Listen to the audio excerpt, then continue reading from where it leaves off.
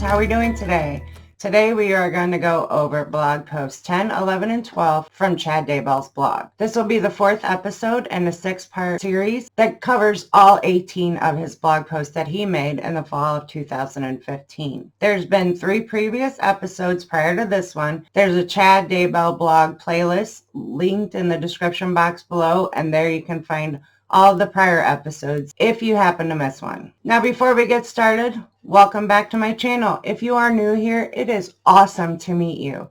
I definitely invite you to hit that subscribe button. I for one am very proud of the community that's being built here at this channel, and I would love for you to be part of it. Now with all that being said, let's go ahead and get into these next few blog posts. Over the course of the next few blog posts, his main topic is Tammy. Knowing what we know now, it's very frustrating to look back at these words he spoke about her and not want to wish you had one of his magic portals so you could find him and punch him in the face. It's very unfortunate that just shy of their 30-year wedding anniversary, he suddenly found her to be disposable. She didn't deserve that, and hopefully soon there will be charges coming that does provide some justice for Tammy and her family.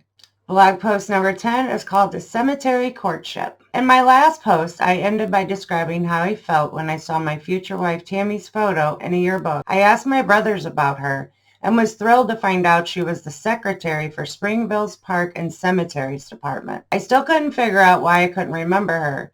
Then I came to understand that some sort of spiritual veil had been placed over my mind concerning her during high school. If we had gotten to know each other at the time, we would have become inseparable, but we still had many growing experiences to go through on our own before we became a couple. The timing wasn't right for either of us. However, I was surprised to find out later that Tammy had been keeping an eye on me since her sophomore year. I was on the Springfield High Student Council, and she was in the audience during the assemblies. The student body president and I would put together crazy skits such as dancing wildly around and jumping on the stage like rock stars. Despite this, Tammy still admired me from afar in the school halls. While I was on my mission, she had even told her friends, "I'm going to date that Chad Daybell when he gets home." During my final interview with my mission president, I explained that I wanted to teach at the Missionary Training Center in Provo. I would be attending BYU, and I thought a job there would work out well. My mission president had connections at the MTC, and he wrote a wonderful letter of recommendation for me. A few days after I got home, I took the letter to the MTC and was interviewed on the spot. The interview went great. I filled out some paperwork and then returned the following week to teach classes to actual missionaries. An evaluator observed me, and afterward, he said he was impressed. He said to expect a call to start working there within a week. I was excited that everything had gone so smoothly. At church, they had announced a Signals Ward family night, and I was really hoping Tammy would be there. When I arrived, the group was already playing a ragtag game of volleyball.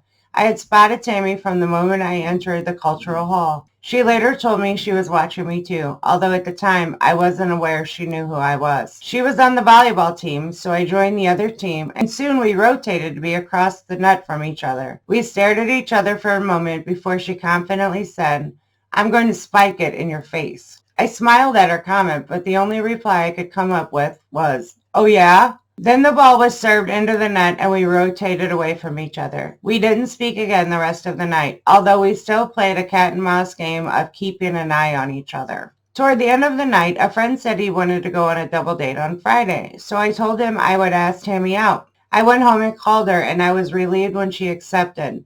I later found out that Tammy had actually danced around the living room after she hung up the phone. Tammy hadn't been too big on dating, so her parents sensed from her excited reaction that she might actually be interested in me. Friday finally arrived. We were both a little nervous, but I was smitten right from the start. The date went great, and we went to a fireside at the Marriott Center 2 days later. I was feeling good about how things were going. That next week, I returned to the MTC because I hadn't heard anything from them about my job. I talked to the secretary and explained I'd gone through the whole process and was waiting to hear my starting date. "I remember you," she said.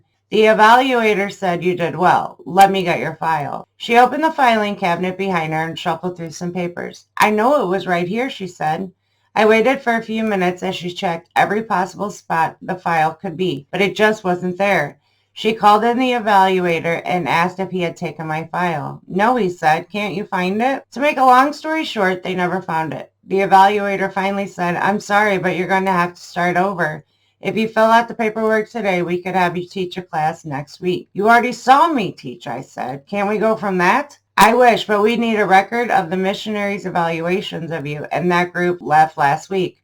Don't worry, he said. It'll go quickly. I was a bit perturbed, but I took the paperwork with me and returned home. I called Tammy at her job and told her what had happened. I guess I'll just do it again, I said. Tammy had other ideas. She knew my brother was leaving on his mission soon and was going to quit working at the cemetery. Tammy called the cemetery sexton, Denny Pickering, and told him that I was looking for a part-time job. Really? Denny asked. That would be great. Have him put in an application. Tammy called me back and said, I think I found a job for you. I was soon hired, and that's how I got into the cemetery business. In retrospect, I know there was some heavenly intervention involved in my missing MTC file, because the cemetery job was actually a better fit for me in every way. I could work longer hours at a higher hourly wage, and I could see the woman I was interested in more often. Tammy's office was downtown, but at times she had to bring burial reports to the cemetery. Denny told me, Tammy used to bring those reports up here once a week. Now she seems to come almost every day. Her visits usually happened to coincide with my break time, and our cemetery courtship allowed us to get better acquainted. Within a month, we took the bold step of actually sitting next to each other during the singles ward sacrament meeting. The universal sign to other ward members we are now a couple and pretty much off limits to anyone else. I began praying sincerely whether Tammy was the person I should marry.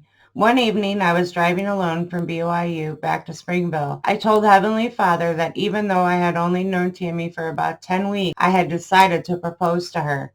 I received such a strong yes that it brought tears to my eyes. That night, I unofficially proposed to her.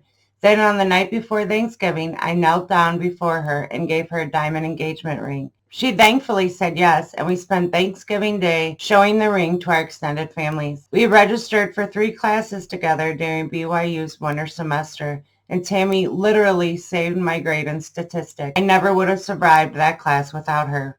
We were married in March 1990 in the Manti Temple and just really enjoyed being newlyweds.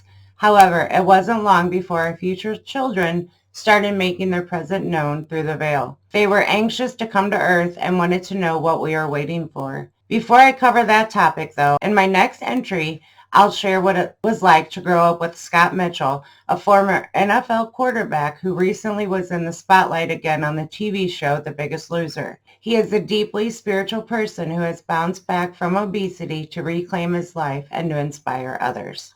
Now, the way Chad and Tammy's relationship started was actually very cute. They seemingly had some sort of divine intervention that resulted in both of them working for the Parks and Cemetery Department. Looking at this post and getting a feel for the beginning stages of their relationship, and frankly, how quickly it moved. Like they went from 0 to 60 to engaged to married, bam, bam, bam, bam, bam, and they were okay with that. That worked for them. The type of love story that he's depicting in this blog post is something that so many people on this planet are jealous of. And in my opinion, after nearly 30 years of marriage, he threw it all away over some whacked out religious beliefs and some cute blonde from Arizona. Blog post number 11 is named Scott Mitchell is Alive Again. Football season is underway, and that always sends me back to the Springville Middle School's gymnasium in 6th grade. 40 boys sat cross-legged on the floor in front of Coach Claire Shipp, our PE teacher. We were about to start our flag football season, and he told us, there might be some of you in this room who will play on the high school football team, and maybe even one of you will go on to play in college, like Scott Phillips at BYU. We all nodded. Scott Phillips was a living legend to us. He started at Springville High in the 1970s and was a running back for the Cougars at the time. His glory was magnified even more by the fact that his younger sister, Jerry, was in our grade. She would bring strips of paper to school with Scott's autograph on them and hand them out. Sitting a couple rows over from me that day was a brown-haired boy named Scott Mitchell. He would someday surpass all of Scott Phillips' Springville records. He had a stellar college career and played 12 years as an NFL quarterback. Scott and I were teammates throughout our younger years, beginning with our first City League tackle football team in 7th grade. We were also on basketball and baseball teams together. His dad, Bill, was usually our coach, and he would bring out the best in us. We were members of the class of 1986, and it was one of those extraordinary classes that emerge every 30 years or so. We were absolutely loaded with athletes. For example, if I had been in the class of 1987, I probably would have ranked among the top 15 athletes. In the class of 86, though, I was somewhere around number 39, landing me solidly on the student council. We were very talented, but Scott's competitiveness and determination helped push our group to a higher level in every sport. We won state championships in football and baseball, and we narrowly missed winning the basketball title. But underlying all of Scott's athletic success was trouble at home that none of us really knew about. For example, one night after hitting 2 home runs in a state baseball playoff game, he arrived home to find an eviction notice on his front door. His family suffered through many other troubles during that time that most Springville residents were unaware of. He had held it inside for many years. He went on to start at the University of Utah, setting several NCAA passing records. The Miami Dolphins then drafted him in 1990, and he's been 3 years as Dan Marino's backup. Dan suffered a season-ending injury early in the 1993 season, and Scott came in and led the team to several victories. He became a free agent and signed with the Detroit Lions, where he teamed up with Hall of Famer Barry Sanders for several seasons. He ended his career with the Ravens and the Cincinnati Bengals. He later coached the Springville High football team for 4 years and led the program back to prominence. Meanwhile, he started to gain a lot of weight. Scott and I have often talked throughout the years about publishing his life story, even as recently as 2 years ago. The timing never felt right, though. Then, Scott's dad, Bill, passed away from obesity-related issues, and Scott had several meaningful experiences that indicated he needed to change his life. Scott had ballooned to 366 pounds, and he could see himself following his father's path. Last year, he decided to audition for the TV show The Biggest Loser and was accepted as a cast member. He soon became a focal point of the season as he confronted the family and personal challenges that had tormented him for so long. As I watched the show, I felt a strong prompting to contact Scott. I sent him a Facebook message asking, "Is it time we finally do your book?" He quickly responded that he'd been having the same impressions. He happened to be in Utah for a short break before The Biggest Loser finale, so I went to his home and showed him the variety of books Spring Creek had produced over the years. We talked for 2 hours, and it was great to reconnect. Other publishers were interested in his story, of course, and Scott listened to their offers. I waited nervously for a few days for him to make his decision, but he finally called me and said, "Let's go for it." We took an unusual route in producing Scott's book. We had a court reporter come to Scott's home. She typed away while Scott told us his story. He really opened up and shared a lot of things that I'd never known before. I would occasionally ask him questions when we needed clarification, but for the most part, he just talked through the key moments of his life, such as how an answered prayer led him to attend Utah instead of BYU. 7 hours later, we essentially had the book. Scott spent a couple of weeks adding stories and refining the text while I double-checked game scores and other details. His wife, Wendy, was a great help in shaping the manuscript, and she helped select the photos that are inside of the book. I'm so happy with how the book turned out. I read it again a few days ago simply because it's an enjoyable read. It's the true hero's journey. Scott let his obesity take him to the depths of despair, but he fought back and is truly alive again. I have accompanied Scott to several speaking events this past summer. He speaks for about 45 minutes and has the audience laughing one moment and wiping away tears the next. Then we sell books afterwards, and as Scott autographs the books for people, it is so rewarding to hear how his journey has touched so many lives. In my next entry, I'll share the dream I had that showed how eager our kids were to come to Earth, even though I probably could have waited a bit longer. Now, just like I had mentioned in a previous episode in this series, I feel like Chad exploits people, 100%. I feel like with Scott Mitchell, he absolutely did that. Once he saw he was on The Biggest Loser, he was like, oh my gosh, he's relevant again. Or let me see if he'll let me publish his book now, and then all of his people will come flocking to me. You know, he's just piggybacking somebody else's success. And I feel like, even though, again, not a fan of Julie Rowe, I feel like he did that with her because she had already established herself within certain groups. And I feel like he used her in order to gain personal success, not because he believed in her story, but it was more so, what's in it for me? And I feel like that's how he operates 100% to this day. I don't for a second believe that Chad does anything that's going to benefit somebody else.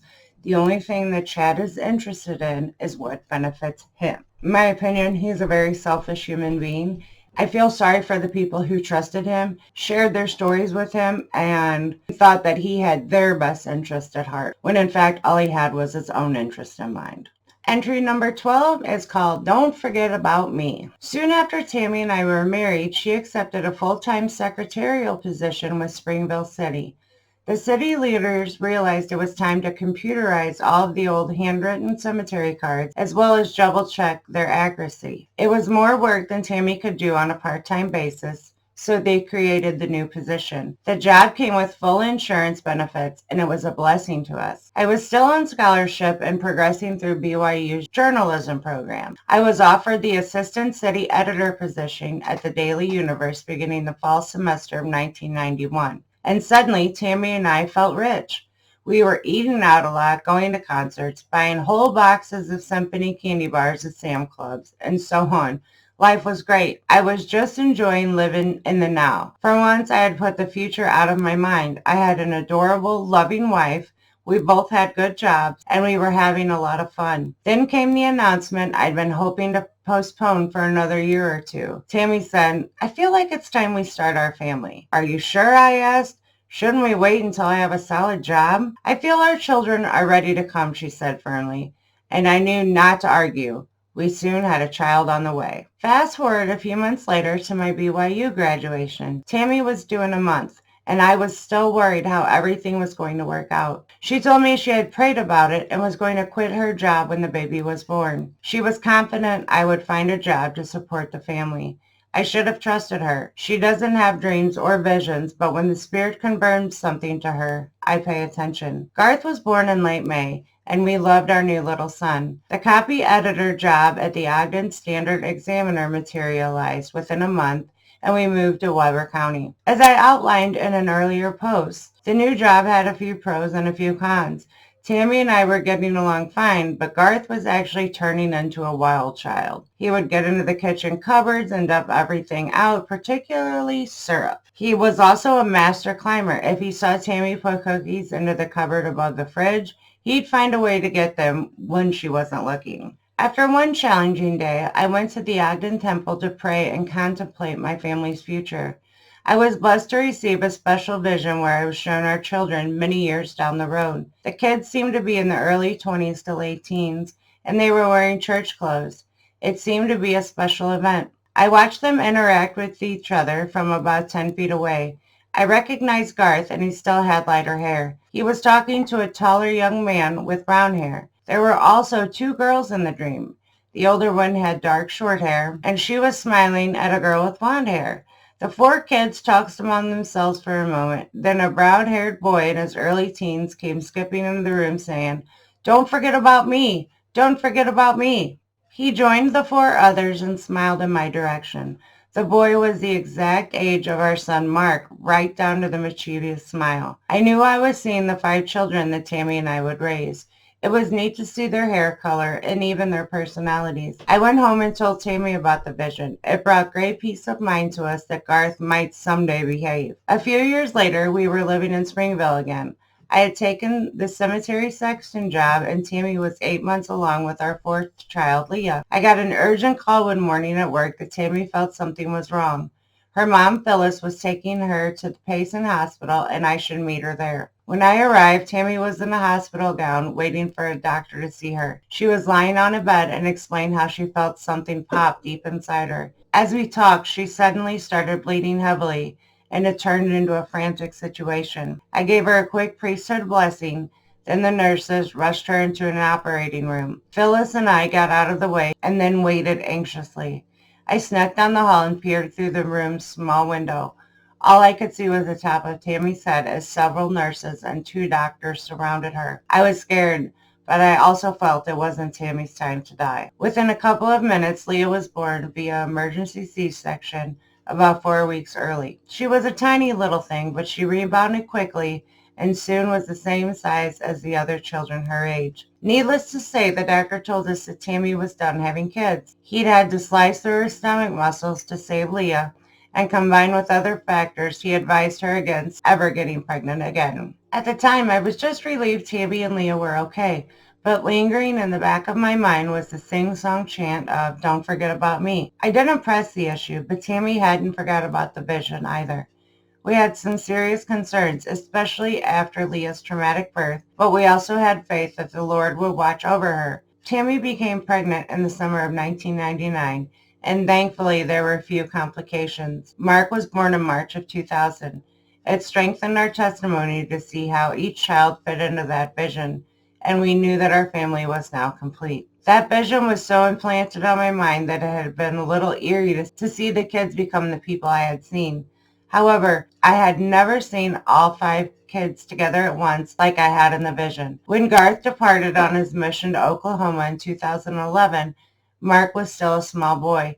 Then Emma left on her mission to Tennessee before Garth returned. With the lowering of mission ages, Seth was getting ready to leave on his mission in June. It looked like we'd have a stretch of nearly 6 years without having all 5 children home at the same time. I began to wonder if the dream was simply symbolic. Then we received word that Emma had contracted a serious illness on her mission and needed to return home a few months early. We picked her up at the airport in December of 2013, and she was pale and deathly ill. It took her several months to recover. Meanwhile, Seth had received his mission call to Virginia.